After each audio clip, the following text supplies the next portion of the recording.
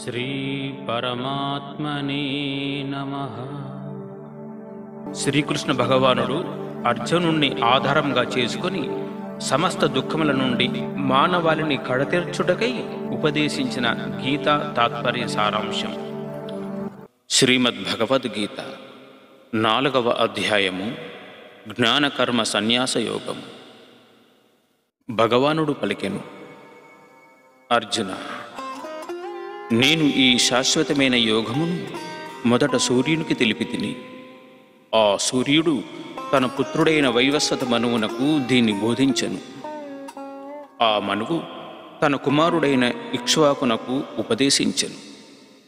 ఓ పరంతప, ఈ విధముగా పరంపర ద్వారా ప్రాప్తమైన ఈ యోగమును రాజర్షులు తెలుసుకున్నారు.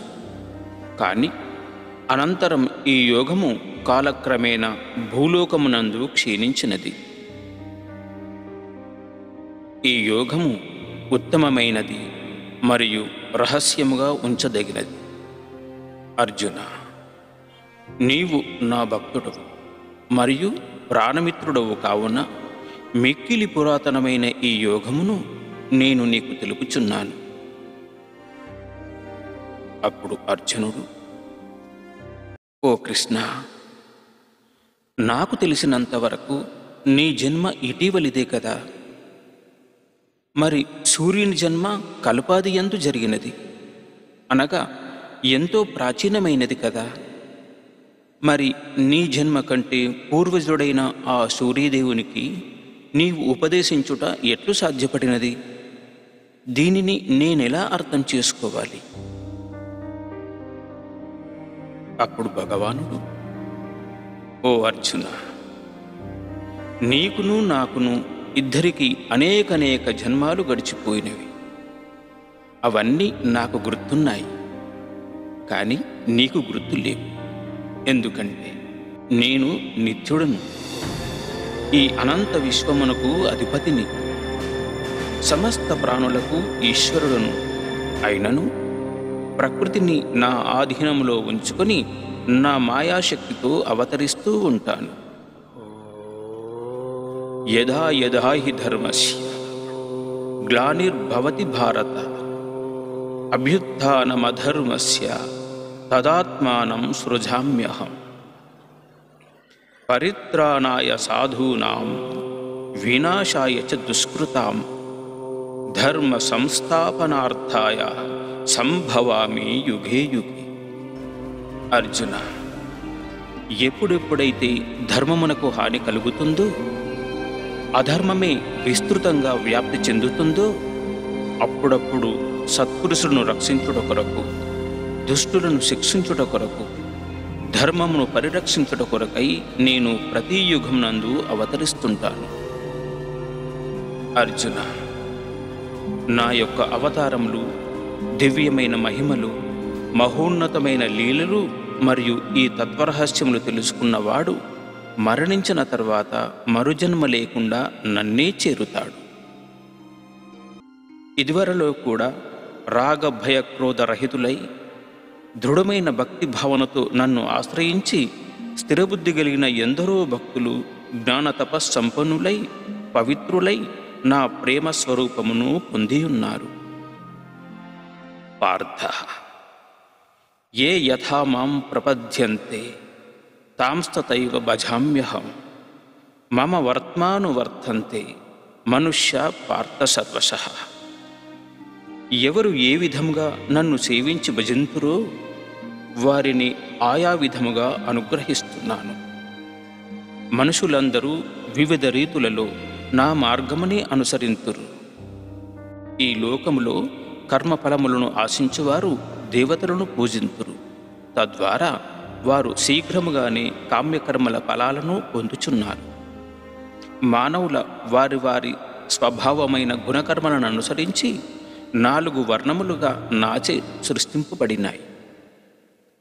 సత్వగుణము కలిగి సాధు స్వభావముతోనున్న బుద్ధిమంతులను బ్రాహ్మణులుగా, రజోగుణము ప్రధానముగా ఉండి కొంచెము సత్వగుణము మిళితమై రాచరికము, యాజమాన్యం వైపు మొగ్గు చూపేవారిని క్షత్రియులుగా, రజోగుణము మరియు తమోగుణము మిళితమై వ్యాపారము వ్యవసాయమునందు ఆసక్తి చూపువారు వైశ్యులుగా, తమోగుణము ప్రధానముగా ఉండి బద్ధకము, మూర్ఖత్వము, మూఢత్వము గల వర్గమంతా శూద్రులుగా ఉన్నారు.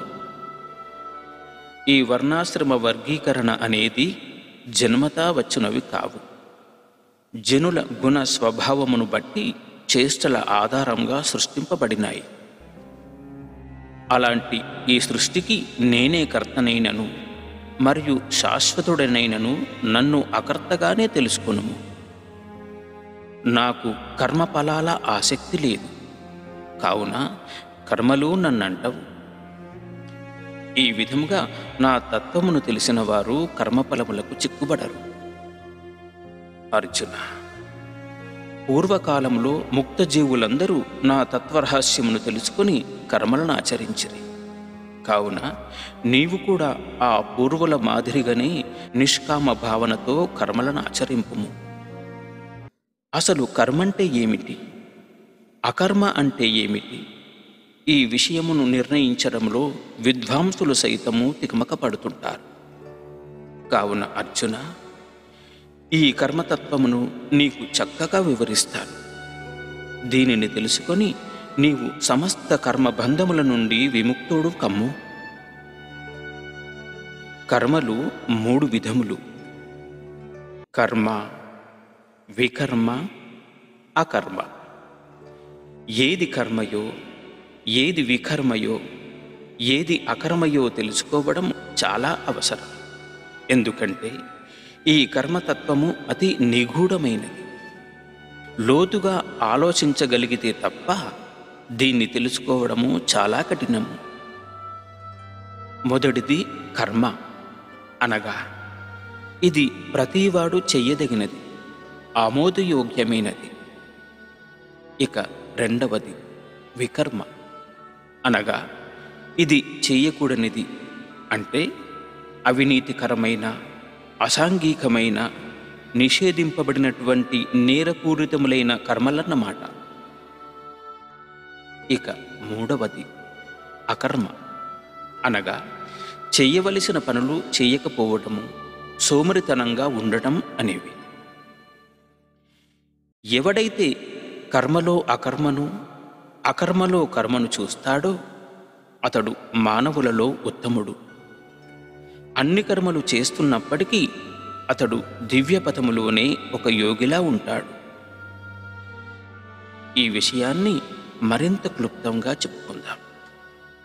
కర్మలో అకర్మను చూడడం, అనగా కర్మను, కర్మ ఫలాన్ని భగవంతునికి అర్పిస్తూ అతనిపైనే మనసు పూర్తిగా లగ్నం చేసి అదే ధ్యాసలో కర్మలు చేయడం.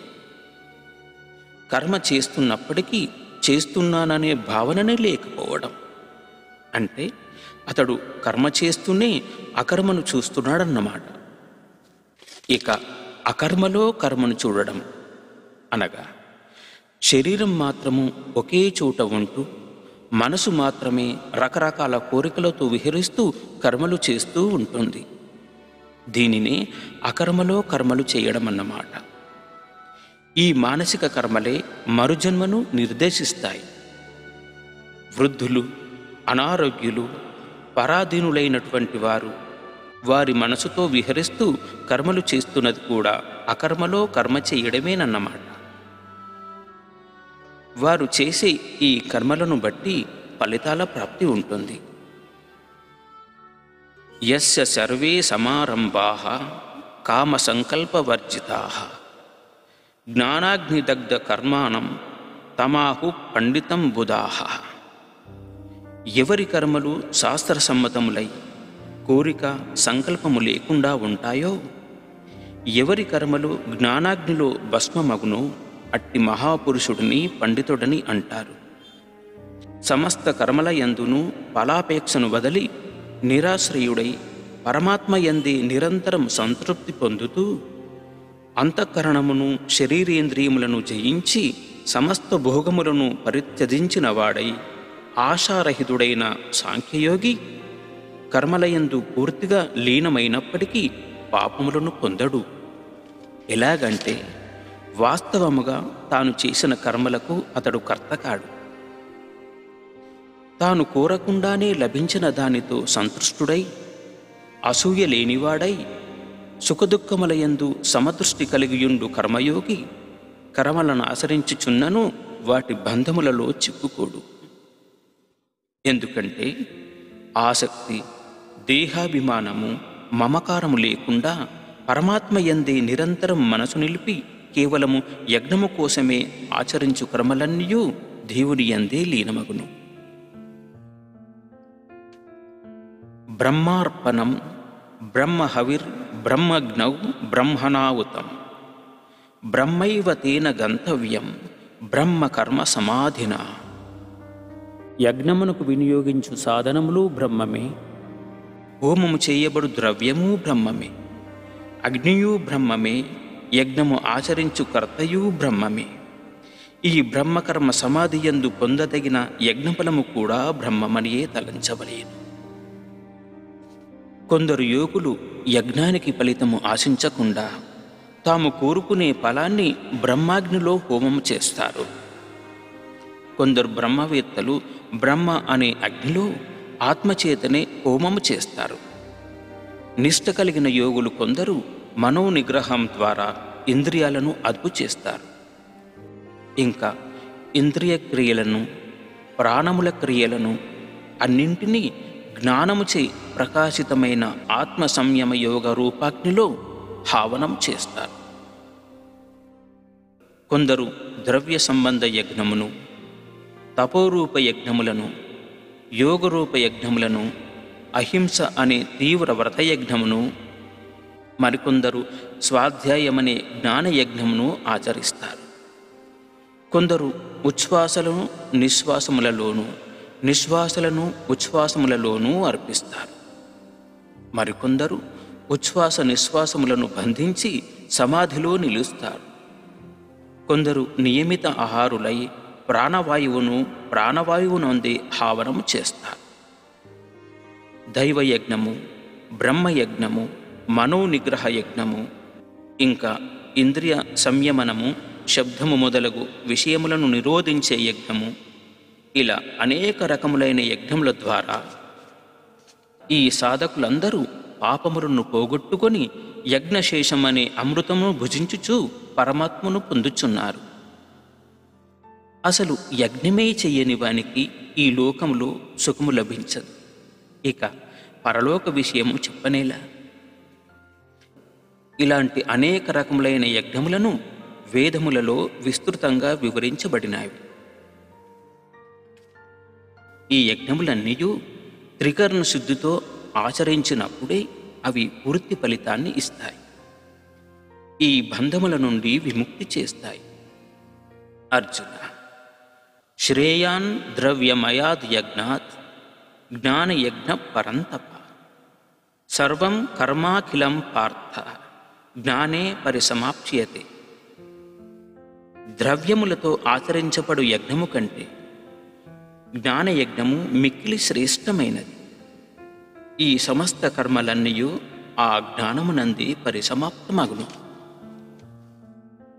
నీవు ఆ జ్ఞానము పొందుటకు తత్వమును దర్శించిన గురువుల దగ్గరకు వెళ్ళి వారికి నమస్కరించి సేవలు నర్చుట వలన, శ్రద్ధాభక్తులతో సముచిత రీతిలో ప్రశ్నించుట వలన పరమాత్మ తత్వము నెరిగిన ఆ జ్ఞానులు సంతృప్తులై నీకు ఆ పరమాత్మ తత్వజ్ఞానాన్ని ఉపదేశించెదరు. అర్జున, ఈ తత్వజ్ఞానమును తెలుసుకున్న తర్వాత నీవిక మరలా మోహమునొందవు. ఈ జ్ఞాన ప్రభావంతో సమస్త ప్రాణులను నీయందే చూడగలవు. తర్వాత పరమాత్మ అయిన నాయందునూ చూడగలవు. ఒకవేళ నీవు పాపాత్ములందరికన్ననూ మహాపాపివైనప్పటికీ జ్ఞానమనే నౌక సహాయముతో ఆ పాప వలయం నుండి అవలీలముగా బయటపడగలవు. ఓ అర్జున, మండుతున్న అగ్ని సమిధలను భస్మము చేసినట్టు జ్ఞానమనే అగ్ని కర్మలన్నింటినీ భస్మమునరించును. ఈ లోకములో జ్ఞానముతో సాటియగు పవిత్రమైనది మరొకటి లేదు. కర్మయోగ సాధన చేస్తూ ఉంటే కొంతకాలమునకు తన ఆత్మయందే అదే జ్ఞానమును సాధకుడు తనంతట తానే పొందగలడు. శ్రద్ధావాన్ లభతే జ్ఞానం తత్పర సంయతేంద్రియ. జ్ఞానం లబ్ధ్వా పరాం శాంతి మచిరే నాదిగచ్చతి. జితేంద్రియుడికి, సాధన పరాయణుడికి, శ్రద్ధగల మనుజుడికి ఈ జ్ఞానము లభించును. ఇట్టి జ్ఞానము కలిగిన తక్షణమే అతడు ఆధ్యాత్మికమైన పరమశాంతిని పొందును. కానీ అజ్ఞాని అయి, శ్రద్ధ లేని వాడై, సంశయాత్ముడు పరమభ్రష్టుడై నశించును. అట్టి సంశయాత్ములకు ఈ లోకములో గాని పరలోకములో గాని సుఖము లభించదు. ఓ ధనుంజయ, యోగ సన్యస్త కర్మాణం జ్ఞాన సంచిన్న సంశయం ఆత్మవంతం నకర్మాణి నిబధ్నంతి ధనుంజయ. చెయ్యవలసిన కర్మలను ఆచరించుచు ఆ కర్మఫలములన్నింటినీ భగవంతునికి అర్పణ చేయుచు వివేకము ద్వారా అనుమానములనన్నింటినీ తొలగించుకొనుచు అంతఃకరణమును వశమునందుంచుకున్న వానిని కర్మలు బంధింపజాలవు. కావున అర్జున, నీ హృదయం నందుగల అజ్ఞానజనితమైన అనుమానములను వివేక జ్ఞానమనే ఖడ్గముతో రూపుమాపి కర్మయోగంలో స్థితుడవై యుద్ధము చేయుటకై సంసిద్ధుడవు కమ్ము. ఈ విధముగా ఉపనిషత్తు, బ్రహ్మ విద్య, యోగశాస్త్రము, శ్రీకృష్ణార్జున సంవాదమైన శ్రీమద్భగవద్గీత యందు 4వ అధ్యాయము జ్ఞాన కర్మ సన్యాస యోగము సమాప్తం.